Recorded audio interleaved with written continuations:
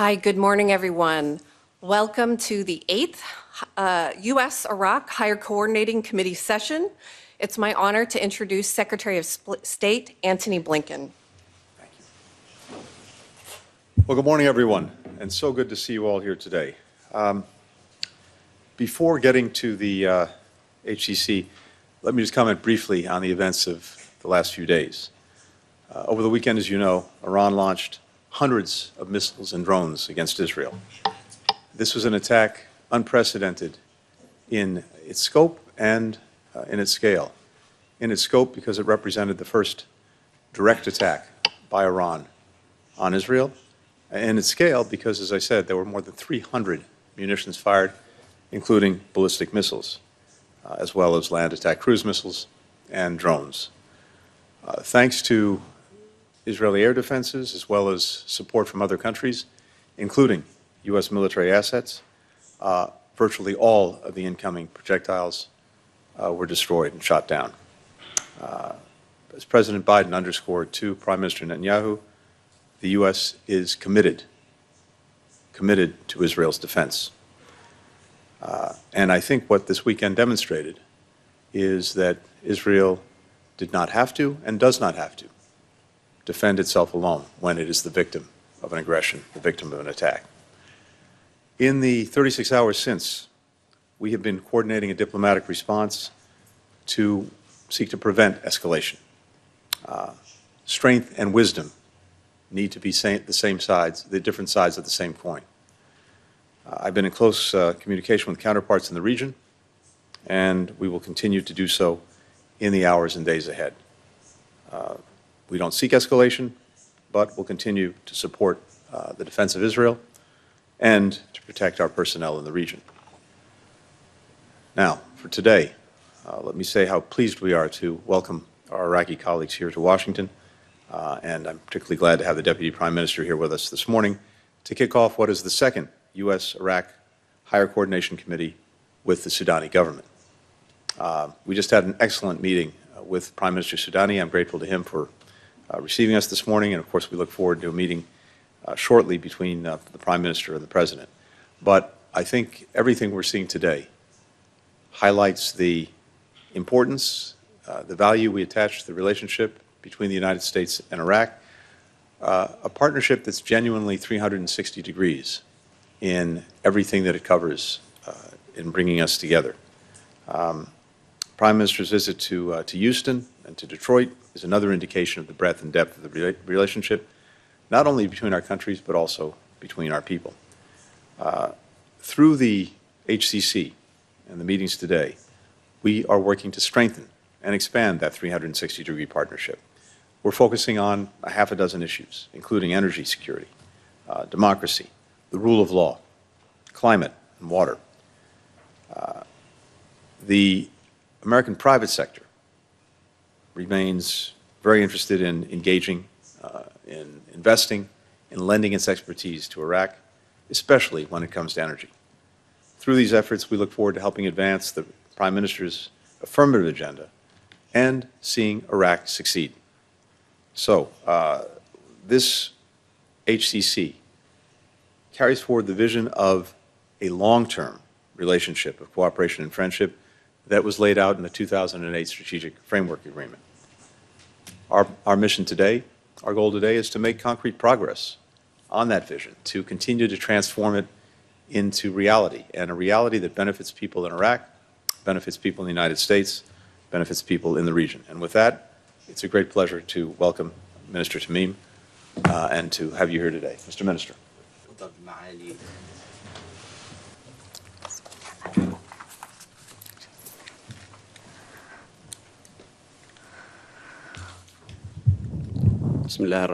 In the name of God, the most merciful, the most gracious, ladies and gentlemen, peace be upon you, all of you. Your Excellency, Secretary Tamim Blinken, the Secretary of the United States, Department of States, بالشكر والتقدير على حفاوة الاستقبال وحسن التنظيم ونأمل لاجتماعنا اليوم الخروج بمقررات تصب في مصلحة الشعبين الصديقين.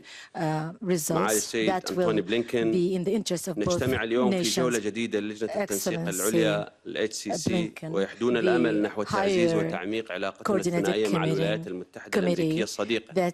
هذه الاجتماعات التي تتضمن موضوعات حيوية ومتنوعة تساهم بمحصلتها في الانتقال بعلاقتنا الاستراتيجية إلى مرحلة جديدة من شأنها تفعيل اتفاق الإطار الاستراتيجي ما يتماشى مع برنامج حكومة الخدمة الوطنية التي يقودها دولة الرئيس محمد الشيع السوداني والتي يركز برنامجها على تحقيق الإصلاحات الاقتصادية والمالية وتعزيز حقوق الإنسان وتنشيط التجارة البينية policies and to go towards energy independence, conduct partnerships with the regional countries and the world. Your Excellency, Secretary, the Middle East today is living exceptional circumstances that has repercussions on our nations, and we hope escalations and tensions in the area will end. The government of Iraq is warning about escalation and the area to be dragged into a wider war that will threaten international security and safety, and therefore we call on all parties for self-restraint and to respect the rules of diplomatic work and also international laws. And we seek that these sessions, it will be the beginning of putting the foundations to work effectively through this higher committee, so that we'll continue our ongoing bilateral relations and meetings, and we're going to focus on energy, investment, education, climate change, health, transportation and water, and also to strengthen democracy and human rights protections. And this is the new launching of a new phase to implement the articles of the strategic framework agreement. The government of Iraq is working for the prosperity of the Iraqi people, at the same time to pay the debts of the Iraqi nation, and especially when it comes to the different phases of the energy sector, and use new technologies and modernization of our energy sector to reduce also pollution. The Iraqi government is widening its partnership and conducting agreements so that we'll be able to, for example, use technologies to capture flaring gas, to create and achieve independence in energy, and also to invest in other sources of energy, including renewables and solar energy. The Iraqi government is also seeking to diversify its economy through activating the domestic industry and the governmental enterprises to adopt a profitable model to make the Iraqi economy open to the international markets by inviting tourism, agriculture, and also creating industrial hubs and zones that will really push Iraq to a prosperous economical horizons, with the partnership with the United States and the European Union and other friendly countries to incentivize our economy and to adopt a new economy that is dependent on free market and investing in major industrial projects. To conclude, all I can say is to reaffirm our recognition and appreciation for the joint and mutual efforts to take our relationship to a different phase and a different page of partnership between the two friendly nations. Thank you, Secretary Blinken, and everyone here present. Thank you, and peace be upon you all. And thank you, Mr. Secretary and Mr. Minister, for your remarks. If I could please ask the delegations to stay seated while they depart, and invite our press colleagues also to depart the room. Thank you to our press colleagues.